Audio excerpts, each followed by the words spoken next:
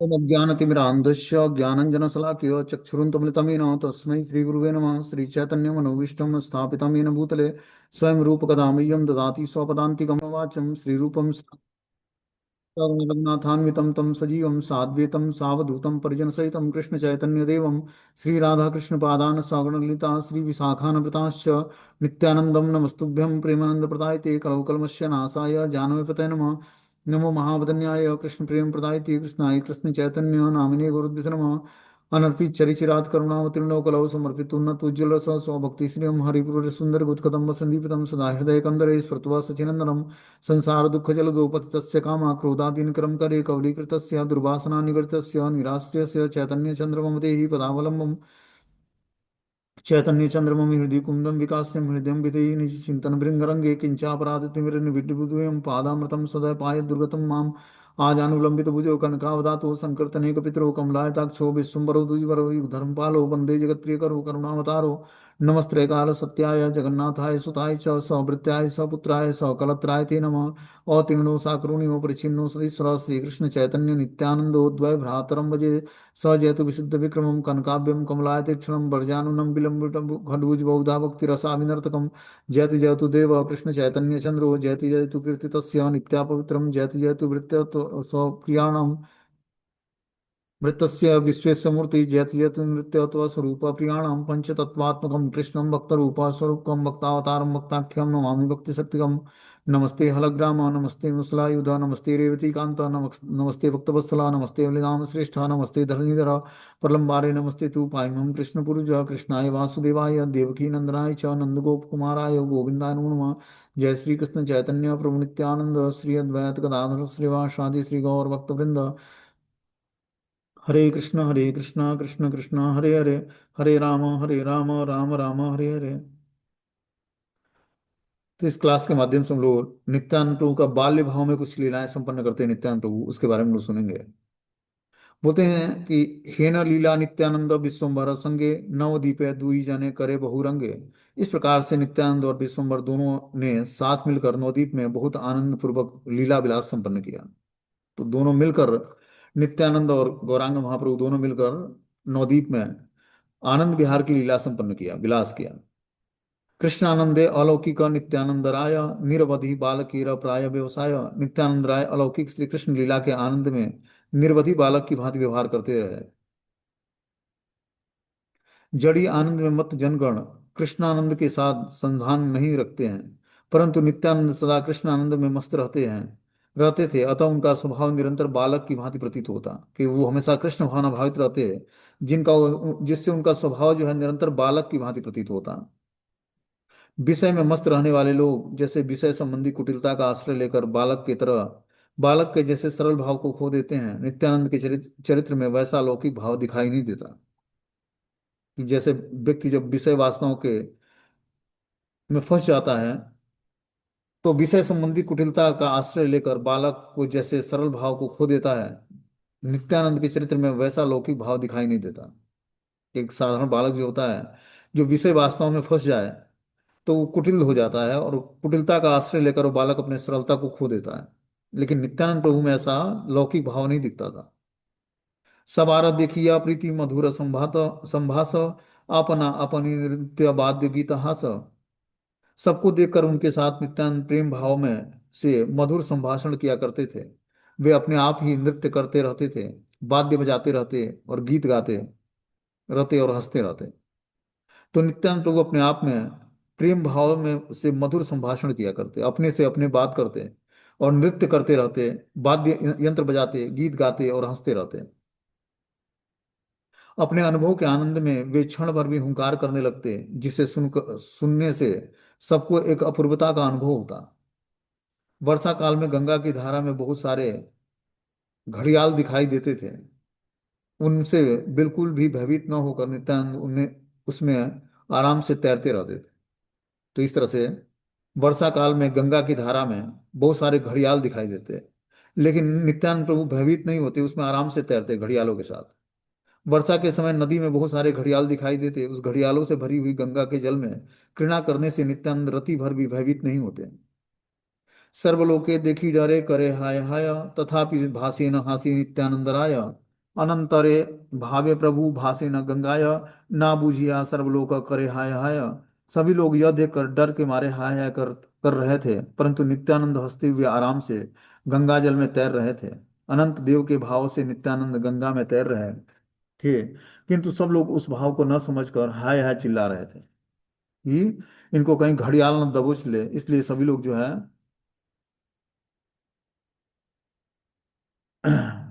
इनको मना कर रहे थे। लेकिन ये बिना डरे हुए उस गंगा के जल में और आराम से तैर रहे थे। बता रहे कि अनंत देव नित्य काल कारणावसाई में शयन करते हैं। नित्यानंद उसी भाव से गंगा में तैरते समय जल में बह रहे थे। इसे देखकर दूसरे लोग उस भाव को न समझने के कारण विपदा की आशंका कर रहे थे कि नित्यानंद प्रभु अनंत देव के रूप में नित्य काल में कारणावसाई में समुद्र में शयन करते हैं। उसी भाव को अंगीकार करके नित्यानंद प्रभु गंगा जल में तैर रहे थे, लेकिन दूसरे व्यक्ति उस भाव को न समझने के कारण उनको विपदा नजर आ रही थी कि कहीं इनको घड़ियाल नुकसान न पहुंचा दे। आगे बताना, किसी समय नित्यानंद आनंद में मूर्छित हो जाते। जब ऐसा होता तब वे 3-4 दिनों तक सचेत नहीं होते। कभी कभी अंतरंग भाव में आनंद के कारण मूर्छा को प्राप्त हो जाते और इस तरह से 3-4 दिन निकल जाता, वो सचेत नहीं होते, मूर्छित ही रहते 3-4 दिनों तक। किसी किसी समय नित्यानंद कृष्ण आनंद में विभोर होकर 3-4 दिन तक बाह्य ज्ञान से रहित अवस्था में पड़े रहते हैं। इस तरह से कृष्ण भाव में भावित होकर ये 3-4 दिनों तक बाह्य ज्ञान से शून्य होकर और अनकॉन्शियसनेस रहते हैं। इस प्रकार की और भी कितनी अचिंत्य लीलाएं कथाएं हैं, अनंत मुखों से भी उन सब का वर्णन करने की शक्ति मुझ में नहीं है। इस तरह से कौन बता रहे हैं? श्रील वृंदावन दास ठाकुर, कि जो नित्यानंद प्रभु की अचिंत्य लीलाएं हैं उसका वर्णन करना हमारी शक्ति के वश का नहीं है। इतनी अनंत लीलाएं हैं। देवे एक दीन यथा प्रभु बसिया छे, आई लेना नित्यानंद ईश्वरे रका छे। बाल्य भावे दिगंबर हास्य श्री वदन, सर्वदा आनंद धारा बहे श्री नयन। निरवधि एहि बलि करे न हुंकार, मोर प्रभु निमाई पंडित नदी यार। देव योग से एक दिन जहाँ प्रभु विश्वम्बर बैठे हुए थे, वही नित्यानंद अपने ईश्वर के पास आ पहुंचे कि महाप्रभु के पास नित्यानंद आ जाते हैं। हसमुख नित्यानंद बाल भाव से दिगंबर वेश में थे एवं उनकी आंखों में निरंतर आनंद धारा बह रही थी और वे निर्वधि यही कहकर पुकार रहे थे कि यह नदिया के निमाई पंडित मेरे प्रभु हैं। तो इस प्रकार वो दिगंबर वेश में, मतलब बिना वस्त्र धारण किए और दिगंबर मतलब नंगे ही, नित्यानंद प्रभु महाप्रभु के पास आ जाते हैं और आंखों में निरंतर प्रेम आनंद की धारा बह रही थी। और इस प्रकार निर्वधि यही कहकर पुकारते कि मैं नदिया के निमाई पंडित मेरे प्रभु हैं। इस तरह से महाप्रभु के पास आते हैं और ये चिल्लाते हुए कि नदिया के जो निमाई पंडित हैं वही हमारे प्रभु हैं, वही हमारे प्राणधन हैं। जैसे अभाव से पीड़ित बालक हमेशा क्रंदन करते रहते अपने कष्ट का परिचय देते हैं, उसके विपरीत भाव से श्री नित्यानंद हंसमुख रहकर आनंद अश्रु बरसाते रहते थे। और कभी कभी पहना हुआ वस्त्र ढीला हो जाता, तब वे बालक की भांति लज्जा के प्रतिकूल मधुर आचरण करते थे। इस प्रकार कभी कभी जो पहने हुए वस्त्र ढीले पड़ जाते हैं, तो बालक की भांति उसको लज्जा से प्रतिकूल होकर, मतलब लज्जा छोड़कर उस वस्त्र को त्याग देते, निकाल देते और नंगे ही घूमते। महाप्रभु उनके दिगंबर वेश को देखकर हंसने लगते। नित्यानंद का महाज्योतिर्मय श्री अंग देखने में बहुत सुंदर था। प्रभु ने तुरंत अपने मस्तक का वस्त्र उनको पहना दिया और फिर नित्यानंद प्रभु का हंसना बंद नहीं हुआ। तो इस प्रकार जब नित्यानंद प्रभु को कभी कभी महाप्रभु उस महाज्योतिर्श्रीअंग को देखते, तो प्रभु अपने वस्त्र, मस्तक का वस्त्र निकाल कर उनको क्या करते, पहना देते और नित्यानंद प्रभु हंसना और तीव्र गति से हंसने लगते। जब नित्यानंद ने आनंद में विह्वल होकर पहने हुए वस्त्र को उतार दिया, तब महाप्रभु ने अपने मस्तक के वस्त्र द्वारा उनकी लज्जा का निवारण किया। महाप्रभु द्वारा इस प्रकार के अनुष्ठान के समय भी नित्यानंद बालक की भांति हंसकर अपना स्वभाव व्यक्त करते रहते थे। तो जिस तरह छोटा बालक होता है, नंगा होता है, तो पिता उसको वस्त्र पहना देता है तो बालक बहुत खुश होता है। उसी तरह नित्यानंद प्रभु क्या करते हैं, बाल्य भाव का अनुकरण करते हैं और निर्वस्त्र हो जाते हैं। और ये लीलाओं को देखकर नित्या जो है गौरांग महाप्रभु क्या करते हैं, अपने सर के जो पगड़ी होती है उसको उतार कर और क्या करते हैं, इनको वस्त्र पहना देते हैं। महाप्रभु ने अपने ही हाथों से उनके श्री अंग में दिव्य गंध का लेपन किया, फिर उनको माला पहनाई। इसके बाद अपने सामने बैठने के लिए आसन प्रदान किया और सभी भक्तजनों को सुनाकर स्तुति करने लगे। आप नाम से नित्यानंद हैं और रूप से भी नित्यानंद हैं। ऐसे नित्यानंद स्वरूप आप साक्षात बलराम हैं। आपका पर्यटन, भोजन, व्यवहार सब नित्यानंदमय हैं। आप नित्य आनंद के अतिरिक्त और कुछ नहीं जानते हैं।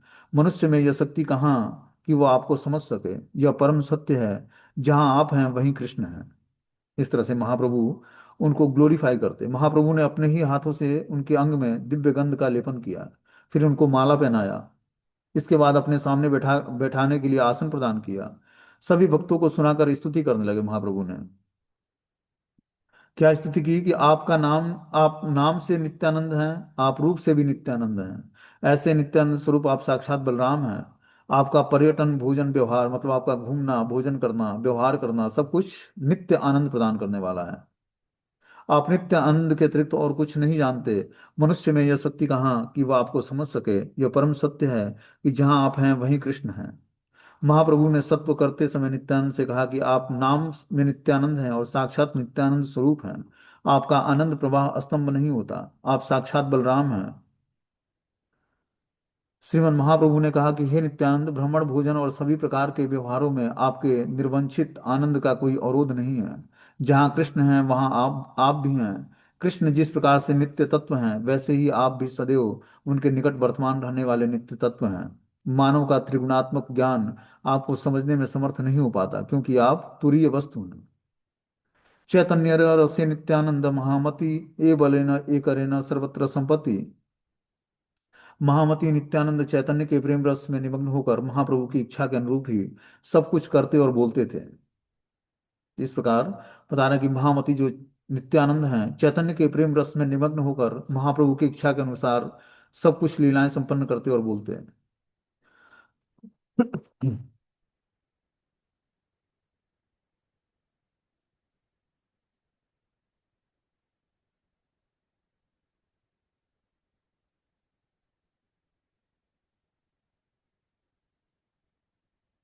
आगे इसमें बता रहे हैं कि जो है, प्रभु ने कहा कि मेरी बड़ी इच्छा है कि आपकी एक कोफीन मुझे मिल जाए, कृपया उसे दे दीजिए। ये ऐसा कहकर प्रभु ने एक कोफीन ले लिया और उसके टुकड़े करके अनेक अंशों में उसे विभक्त कर दिया। फिर सभी वैष्णव को एक एक टुकड़ा प्रदान किया। उसके बाद प्रभु बोले, यह वस्त्र खंड सभी अपने सिर पर बांध लो। तब छूटी नहीं। हाँ, डेट एंड रिवॉर्ड सुटाई थी, नहीं छूटी, मेरी गलती नहीं। मैं खा दिया कुछ भी, मैं कभी नहीं लगाती अपने हाथ। नहीं लगाती, बस पैर शेड देखने के लिए, बस पैर में।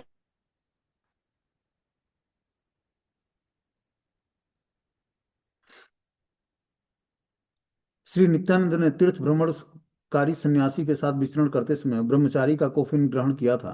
ब्रह्मचारी के चिन्ह स्वरूप उस कोफिन को महाप्रभु ने भिक्षा में मांगने की इच्छा प्रकट की। कोफिन धारण करने वाले व्यक्ति थोड़े से वस्त्र की सहायता से लज्जा का निवारण करते हैं। विश्व में मस्त जनगण सभ्यता नामक कपट का आश्रय लेकर अनेक प्रकार के वस्त्रों और आभूषणों से सज्जित होकर सरलता के अभाव का पोषण करते हैं और उसी को भद्रता मानते हैं। मन में व्यभिचार को पुष्ट करने के लिए वस्त्रों द्वारा केवल बाहरी अंगों का जो आच्छादन होता है, उसे निरस्त करने के आदर्श को सामने रखते हुए कोफिन ग्रहण करना आश्रम धर्म की श्रेष्ठता का सूचक है। कि जो ब्रह्मचारी आश्रम में होता है, वो कोफिन धारण करता है। कोफिन मतलब लंगोटी। तो वो जो कोफिन धारण करना है, बता रहे हैं कि महाप्रभु की जो सांसारिक व्यक्ति है, वो सभ्यता नामक कपट का आश्रय लेकर अनेक प्रकार के वस्त्र और आभूषणों से सज्जित होकर सरलता के अभाव का पोषण करता है और उसी को भद्रता मानता है और मन में व्यभिचार की पुष्टि करता है। बता रहे हैं वस्त्रों द्वारा केवल बाहरी अंगों का जो आच्छादन होता है, उसे निरंतर निरस्त करने के आदर्श को सामने रखते हुए कोफिन ग्रहण करना आश्रम धर्म की श्रेष्ठता का सूचक है। कि जो ब्रह्मचारी आश्रम में है, उसको कोफिन धारण करना आवश्यक है। नित्यानंद के आदर्श को मानते हुए विषयों से मुक्त जनों को के चिन्ह स्वरूप उस कोफीन को थोड़े थोड़े प्रसाद के रूप में अनेक खंडों में विभक्त करके महाप्रभु ने भक्त जनों के सिर पर स्थापित कर दिया। कि नित्यानंद प्रभु से कोफीन मांगा, क्योंकि वो सन्यासी के साथ जब तीर्थ भ्रमण में गए थे, तो सन्यासी जो थे उनके साथ उन्होंने उनको कोफीन प्रदान किया था ब्रह्मचारी के रूप में। तो उस कोफीन के छोटे छोटे टुकड़े करके उन्होंने अपने सारे भक्तों को दिया और सारे भक्त अपने सर पर उसको बांध दिए। खंडों में विभक्त करके महाप्रभु ने भक्तजनों के सिर पर स्थापित करा दिया। योगेश्वर, शिव, नारद आदि भी उस प्रकार की कोफिन को सिर पर धारण करके ही विषय भोगों से निवृत्त हो पाते हैं। हे भक्त मंडली, तुम लोग भी उस परम दुर्लभ कोफीन के अंशों को सिरों पर धारण करके जड़ भोगों से निवृत्त और कृष्ण प्रेम में उन्मत्त हो जाओ। भक्तराज नित्यानंद ने जिस प्रकार से सांसारिक भोगों को त्याग कर भगवत सेवा में आसक्ति का प्रदर्शन किया, वैसे ही अनंत विष्णु के विभिन्न स्वरूप तुम सब भी अपनी अपनी आसक्तियों को त्याग कर कृष्ण के बारे में जानो और हर पल उनकी सेवा में नियुक्त हो जाओ। तो इस तरह से जो नित्यानंद प्रभु का कोफीन था उसको धारण करने से क्या बता रहे हैं कि व्यक्ति का जड़ भोगों से निवृत्त हो जाएगा और कृष्ण प्रेम में उन्मत्त हो जाएगा। और जो कोई नित्यानंद प्रभु के छोड़े हुए कोफीन को धारण कर लेता अपने सर पर, तो नित्यानंद प्रसादे से हय विष्णु भक्ति, जानी है कृष्णेर नित्यानंद पूर्ण शक्ति। नित्यानंद की कृपा से ही विष्णु भक्ति प्राप्त की जा सकती है। यह जान लेना चाहिए कि नित्यानंद कृष्ण ही पूर्ण शक्ति हैं। महाप्रभु ने कहा कि श्री नित्यानंद प्रभु को कृष्ण से पूर्ण शक्ति के रूप में जानना चाहिए। कृष्ण के जितने भी सेवक हैं उनमें वे प्रधान हैं। केवल मात्र उनकी कृपा से ही विष्णु भक्ति मिलती है। वे संदनी शक्ति में अधिष्ठित विष्णु विग्रह हैं। स्वयं विष्णु होकर भी वे परम तत्व विष्णु तत्व के सेवक हैं। उनको उनके अनुग्रह से ही जीवों में हरि भजन की प्रवृत्ति का उन्मेषण होता है। कि बिना नित्यानंद प्रभु के व्यक्ति कृपा के हरि भजन नहीं कर सकता है। उनकी कृपा से ही हम हरि भजन में प्रवृत्त हो पाएंगे। नित्यानंद प्रभु श्री वृषभानवी की अनुजा के रूप में मधुर रति का पोषण किया करते हैं। जो नित्यानंद प्रभु हैं वो वृषभानवी, मतलब जो वृषभानवी हैं की अनुजा छोटी बहन के रूप में मधुर रति का पोषण किया करते हैं। इसलिए श्री नरोत्तम दास ठाकुर ने कहा कि हे ना निताई बिना भाई, राधा कृष्ण पाईते नहीं, दृढ़ करी धर निताई पाँव। जगत गुरुवाद में नित्यानंद ही गुरु तत्व में आकार स्वरूप हैं। बता रहे हैं कि जो जगत में गुरु तत्व है उसमें नित्यानंद ही गुरु तत्व के रूप में आकार धारण करके, स्वरूप धारण करके आते हैं। बोलते हैं श्री महंत गुरुदेव कृष्ण के पृष्ठ तत्व हैं, इसलिए वे नित्यानंद के साथ अभिन्न चैतन्य प्रकाश एवं नित्यानंद स्वरूप में विख्यात हैं। शोक्र पद्धति में नित्यानंद के वंश का परिचय भक्ति पथ का कोई भी पथिक स्वीकार नहीं करता। अभक्त विष्णु सेवा विरोधी स्मार्त मंडली उस रूप को शौक्र वंश में भगवत कृपा पर आरोप लगाती है। वे भक्ति विचार के परिपंथी हैं। तो बता रहे हैं कि जो शौक्र पद्धति है उसमें नित्यानंद के वंश का परिचय भक्ति पथ का कोई भी पथिक स्वीकार नहीं करता है। अभक्त विष्णु सेवा विरोधी स्मार्त मंडली जो होती है, जो स्मार्त ब्राह्मण होते हैं, जो विष्णु भक्ति के विरोधी होते हैं, उस रूप शौक्र वंश में भगवत कृपा पर आरोप लगाते हैं। वे भक्ति विचार के परिपंथी विरोधी होते हैं। जो स्मार्त ब्राह्मण होते हैं वो भगवान की भक्ति के बिल्कुल ही विपरीत होते हैं। आगे बताने की जो है नित्यानंद को छोड़कर कृष्ण का और दूसरा कोई नहीं है। नित्यानंद कृष्ण के साथी, सखा, शयन, भूषण, बंधु, भाई सब कुछ हैं। नित्यानंद का चरित्र वेदों के लिए भी अगम्य है। वे सभी जीवों के जनक, रक्षक और सभी के मित्र हैं। उनका संपूर्ण व्यवसाय कृष्ण रसमय है। उनकी सेवा करने से कृष्ण में प्रेम भक्ति का उदय होता है। तो नित्यानंद प्रभु ही अपना विस्तार जो है एक मित्र के रूप में, सखा के रूप में, बिस्तर के रूप में, आभूषण के रूप में, बंधु भाई के रूप में अपना विस्तार करके कृष्ण की सेवा करते हैं। और उनकी और जो कोई सेवा करता है, नित्यानंद प्रभु की सेवा करने से कृष्ण में प्रेम भक्ति का जागरण होता है उसके हृदय में। कृष्ण के दूसरे प्रकाश श्री बलदेव प्रभु भी श्री गौर सुंदर के प्रकाश नित्यानंद हैं, अतः अद्वितीय हैं। कृष्ण अद्वितीय हैं, नित्यानंद द्वितीय हैं। नित्यानंद के अतिरिक्त अद्वितीय कृष्ण के तत्व विचार में कोई वस्तु है ही नहीं। वे गौरांग के साथी, गौरांग के सखा, गौरांग के शयन भ्रमण का आधार, गौरांग के अलंकार, गौरांग के आत्मीय और बड़े भाई हैं। इस तरह से वो पांचों रसों में भगवान श्री कृष्ण की सेवा करते हैं। वे कभी गौरांग महाप्रभु के मित्र बन जाते हैं, कभी गौरांग महाप्रभु के शयन के लिए बिस्तर बन जाते हैं, कभी गौरांग महाप्रभु को श्रृंगारित करने के लिए अलंकार बन जाते हैं, और गौरांग प्रभु के आत्मीय एक बड़े भाई के रूप में कभी वो रक्षा करने के लिए भाई का रूप धारण करते हैं। किस तरह से अनंत लीलाएं संपन्न करते हैं नित्यानंद प्रभु। गौरांग महाप्रभु की सेवा करने के लिए अनेक रूपों में अपना विस्तार कर लेते हैं।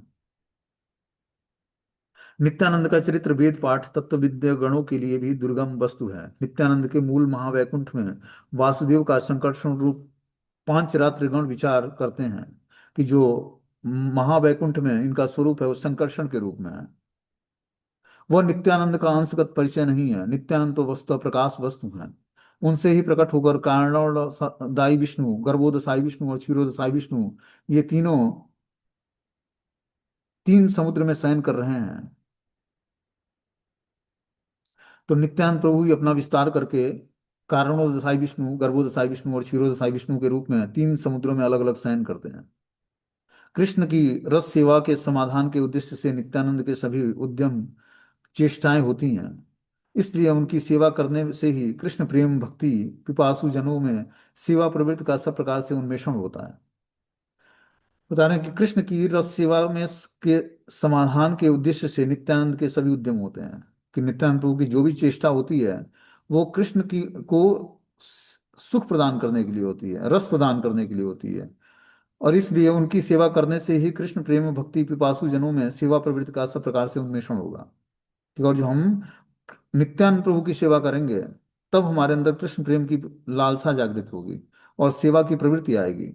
जय जय नित्यानंद चरणारविंद, यहाँ हेते पाइनु श्री राधा गोविंद। कि जब तक व्यक्ति नित्यानंद के चरण कमलों का आश्रय नहीं लेगा, गुरु तत्व का आश्रय नहीं लेगा, तब तक वो श्री राधा गोविंद के चरण कमलों पर को प्राप्त नहीं कर पाएगा। भक्ति करी यहाँ न को फीन बांध सिरे, महायत्न यहाँ पूजा करे गिया घरे।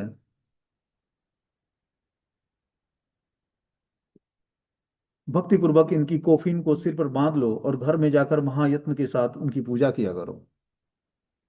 तो जो कोफीन नित्यानंद को पहनाया जाता है, जैसे अभिषेक होता है अपने मंदिरों में, तो कोफीन जो नित्यानंद प्रभु का होता है और जो मिल जाए तो उसको ले आकर घर में रखना चाहिए, उनकी पूजा करनी चाहिए। जिस तरह नित्यानंद की पूजा की जाती है उतना ही पवित्र कोफीन भी है उनका जो धारण करते हैं कमर में।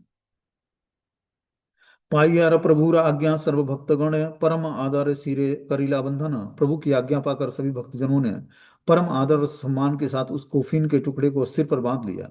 महाप्रभु से आदेश मिल जाने पर भक्तों ने नित्यानंद के लज्जा वस्त्र कोफीन को खंडों को मस्तक पर बांध लिया और प्रभु की आज्ञा के अनुसार उसे परम यत्न के साथ अपने घरों में ले जाकर वे नित्य पूजा सहित उनका समादर करने लगे। तो पहले कुछ सर पर बांध लिया और कुछ लोगों ने उसको घर में ले जाकर जिस तरह नित्य पूजा सहित उसका आदर करने लगे। भगवान के अथवा भक्तों के नाभि के नीचे के अंग प्रत्यंग के साथ संलग्न वस्तु को अपने निम्न अंगों में संलग्न वस्तुओं के समान मानना भक्ति शास्त्र के पूर्णतः विपरीत है। देखो क्या बता रहे हैं कि जो भगवान के तथा भक्तों के जो नाभि के नीचे अंग प्रत्यंग में जो संलग्न वस्तु होती है कोफीन, अपने निम्न अंगों में संलग्न वस्तु के समान मानना भक्ति शास्त्र के पूर्णतः विपरीत है। कि जो भक्तों के जो शुद्ध भक्त हैं या भगवान के जो ऐसे वस्त्र होते हैं कोफीन मतलब लंगोटी, वो भी बहुत ही पवित्र माना जाता है। वो पूजा और आराधना की वस्तु है।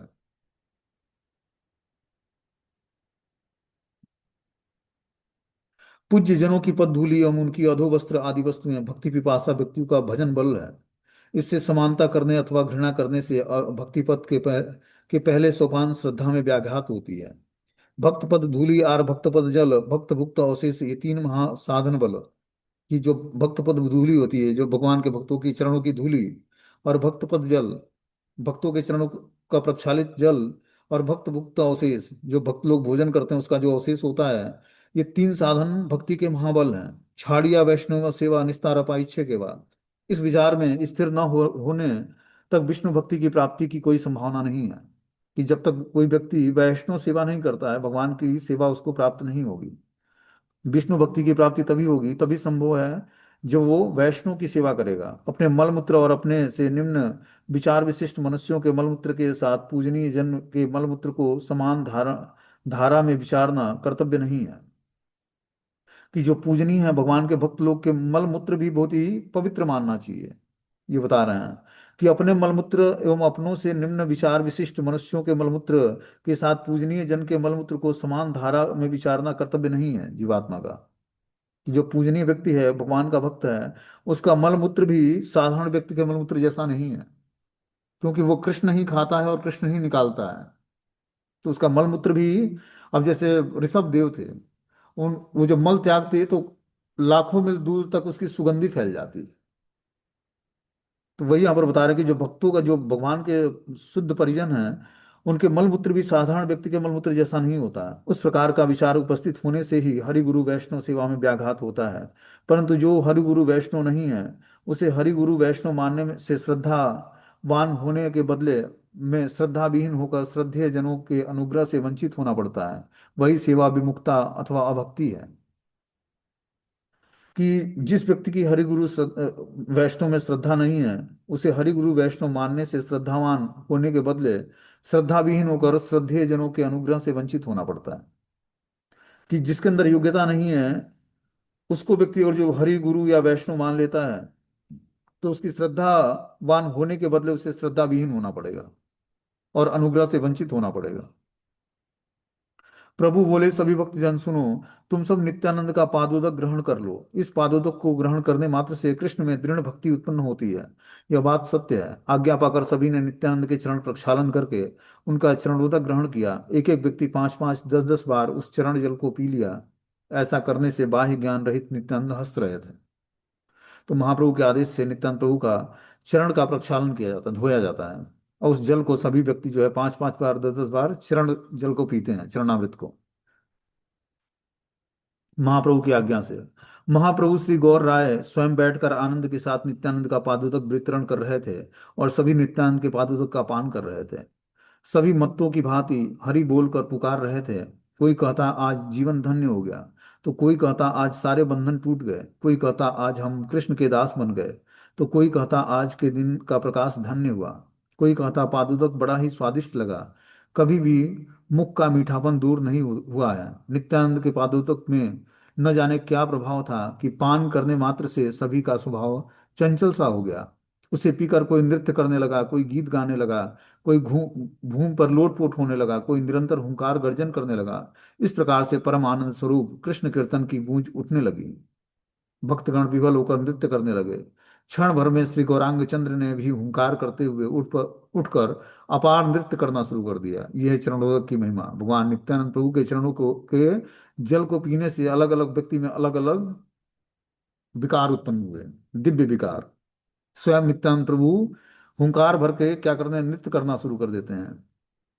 यह देखकर नित्यानंद स्वरूप भी उठकर खड़े हो गए और चारों ओर नृत्यरत भक्तों के बीच दोनों प्रभुओं के साथ एक साथ नृत्य करना आरंभ कर दिया। कोई किसी के शरीर से जा टकरा रहा था, तो कोई किसी को पकड़ रहा था, कोई किसी के चरण रज सिर पर धारण कर रहा था और कोई किसी के गले लगकर क्रंदन कर रहा था।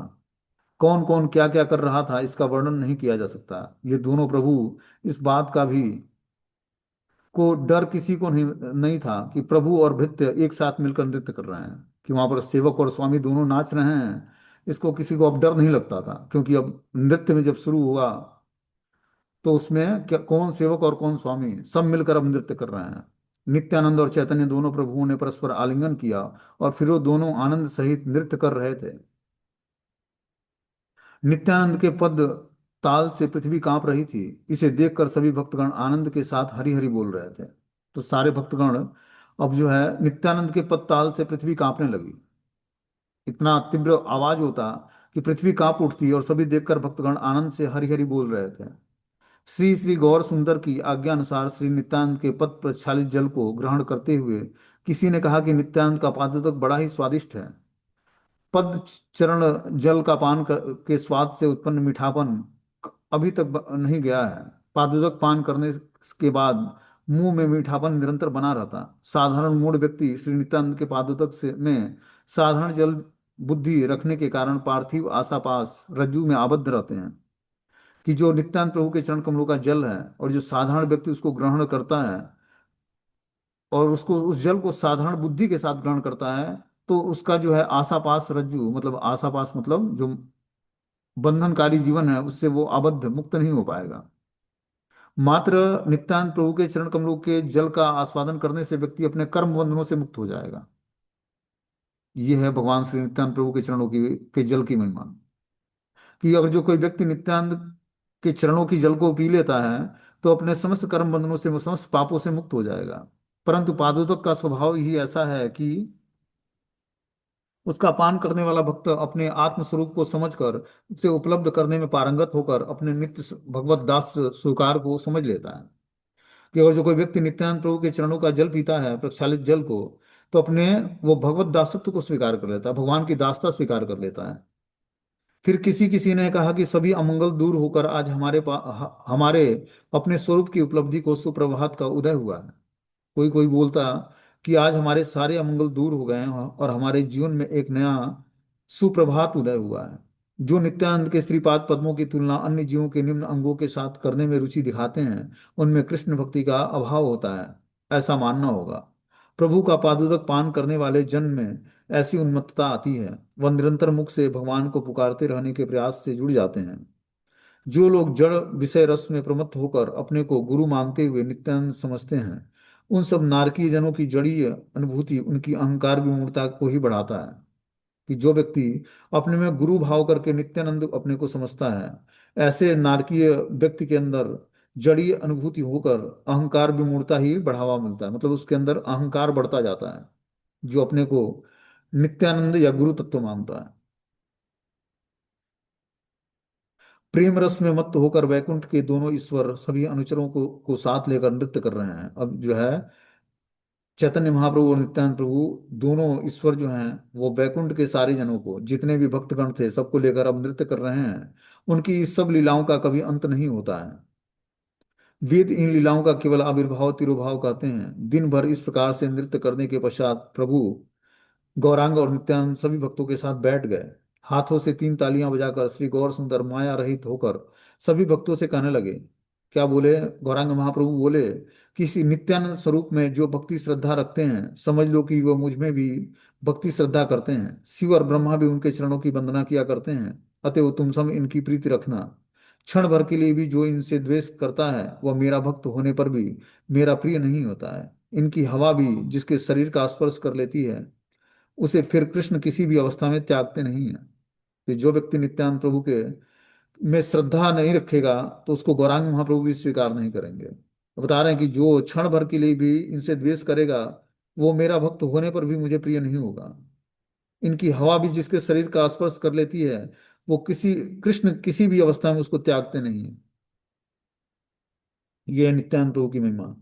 बोलते हैं नित्यानंद प्रभु एवं श्री गौर सुंदर अभिन्न कलेवर हैं। नित्यानंद की चरण सेवा द्वारा ही गौरांग महाप्रभु की सेवा प्राप्त की जा सकती है। कि जब हम नित्यानंद प्रभु के चरण कमलों की सेवा करेंगे, तभी हम चंद्र की सेवा को प्राप्त करने की योग्यता आएगी।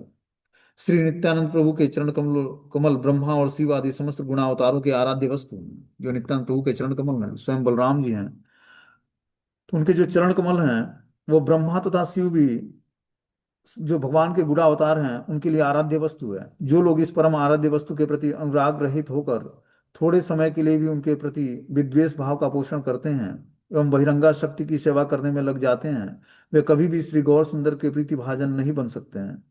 और जो व्यक्ति नित्यानंद प्रभु के चरणों का परित्याग करके और बहिरंगा शक्ति की सेवा करने लगता है, तो कभी भी श्री गौर सुंदर का प्रीति भाजन नहीं बनेगा। मतलब गौर सुंदर उसको कभी भी प्रेम नहीं देंगे। वायु के द्वारा सुगंध गंध संचारित होता है। श्री नित्यानंद के शरीर की गंध के स्पर्श से ही कृष्ण भक्ति इतनी दृढ़ता को प्राप्त कर लेती है कि भजनीय वस्तु कृष्ण किसी भी अवस्था में उस गंध द्वारा स्पर्शित व्यक्ति का परित्याग नहीं करते हैं।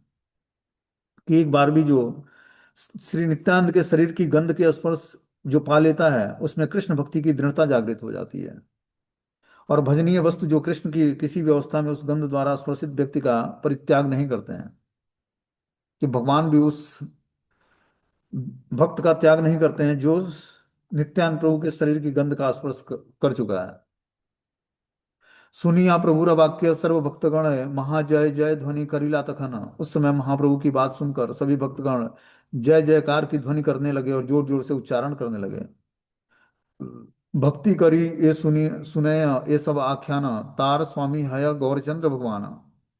जो भक्ति सहित इस सब प्रकार के आख्यान को सुनता है, वे अपने स्वामी प्रभु के रूप में भगवान श्री गौर सुंदर को प्राप्त कर लेता है। जो भी इस नित्यानंद प्रभु की इस महिमा को सुनेगा, वो भगवान श्री गौरांग सुंदर को भगवान के रूप में प्राप्त कर लेगा। जो लोग नित्यानंद प्रभु की लोकातीत चरित्र कथा का श्रद्धा के साथ श्रवण करते हैं, वे कभी भी चैतन्य दास से किसी प्रकार से विमुख नहीं हो सकते। श्री नित्यानंद प्रभु के प्रति सेवन मुख व्यक्ति ही सर्वोत भावेन गौर सुंदर का दास्य भाव स्वीकार करने का में समर्थ हो पाता है। कि जो नित्यानंद प्रभु के प्रति सेवोन्मुख भाव रखेगा, वही व्यक्ति श्री गौरांग महाप्रभु की दासता को स्वीकार कर पाएगा और समर्थ हो पाएगा। स्वामी शब्द मिल जाने से ही गौर नागरी संप्रदाय का यह नहीं समझ लेना चाहिए कि कांचन लता आदि कल्पित नदिया नगरी गण की भांति वे जगत गुरु नित्यानंद के अभिन्न कलेवर श्री गौर सुंदर का व्यभिचार के रंग में रंजित कर प्राकृतिक विचारों का तांडव नृत्य दिखा सकेंगे। तो जो अलग अलग अप संप्रदाय हुए, जैसे गौर नागरी संप्रदाय हुआ या कांचन लता आदि कल्पित नदिया नागरी गण, इस तरह के बहुत सारे अप संप्रदाय प्रकटित हुए भगवान श्री गौरांग महाप्रभु के आने से पहले। तो वो जो राधा कृष्ण की लीलाएं हैं या गौर सुंदर की जो लीलाएं हैं, वो इसको व्यभिचार मानते थे कि स्त्री पुरुष का खेल है। बता रहे हैं इस तरह की प्राकृतिक विचारों का तांडव नृत्य जो दिखाते हैं वो बहुत जल्दी विनष्ट हो जाएंगे। नित्यानंद स्वरूप की इन सब कथाओं को जिन्होंने साक्षात दर्शन किया वे ही नित्यानंद को भलीभांति जानते हैं। इस प्रकार नित्यानंद प्रभु का कितना प्रभाव है उसे चैतन्य के प्रिय महाभाग्यवान जन ही भलीभांति जानते हैं। श्री कृष्ण चैतन्य और नित्यानंद प्रभु चांद जिनके जीवन है, वे श्री वृंदावन दास ठाकुर उनके युगल चरणों की महिमा का गान करते हैं।